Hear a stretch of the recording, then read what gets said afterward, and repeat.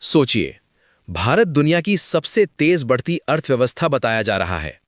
हर जगह हेडलाइन है, India fastest growing economy, India overtakes major economies, India's GDP growth beats global average. लेकिन सवाल यह है, अगर सब कुछ इतना शानदार है तो बेरोजगारी क्यों है, महंगाई क्यों है और आम आदमी को अच्छे दिन क्यों महसूस नहीं हो रहे? आज का ये वीडियो भारत की ग्रोथ स्टोरी पर तालियां नहीं बल्कि सवाल पूछेगा। जीडीपी आखिर होती क्या है? सबसे पहले समझते हैं GDP.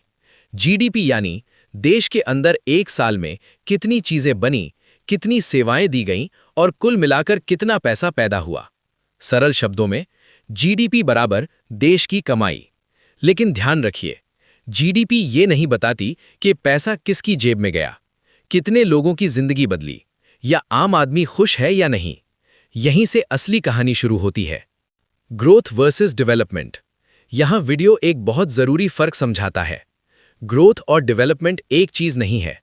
Growth as in number बढ़ना, डेवलपमेंट एज इन जिंदगी बेहतर होना। अगर जीडीपी बढ़े लेकिन स्कूल, अस्पताल, नौकरी, इनकम ना बढ़े तो वो ग्रोथ कागजी है। और भारत की ग्रोथ को लेकर यही आरोप लगते हैं। जॉबलेस ग्रोथ का सच।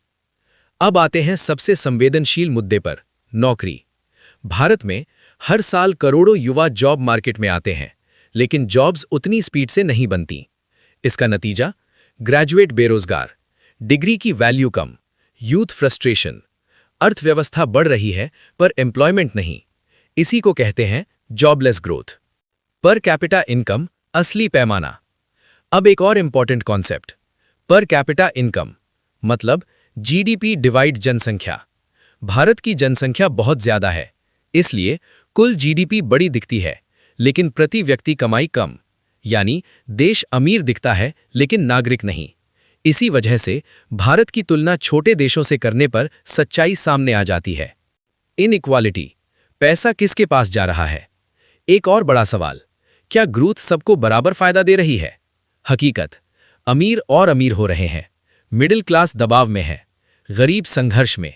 अगर टॉप 1% को ज्यादा फायदा, बॉटम 50% को कम, तो ग्रोथ इंक्लूसिव नहीं कहलाती। और यही क्रिटिसिज्म भारत पर होता है। महंगाई और आम आदमी। अब बात करते हैं रियल लाइफ की।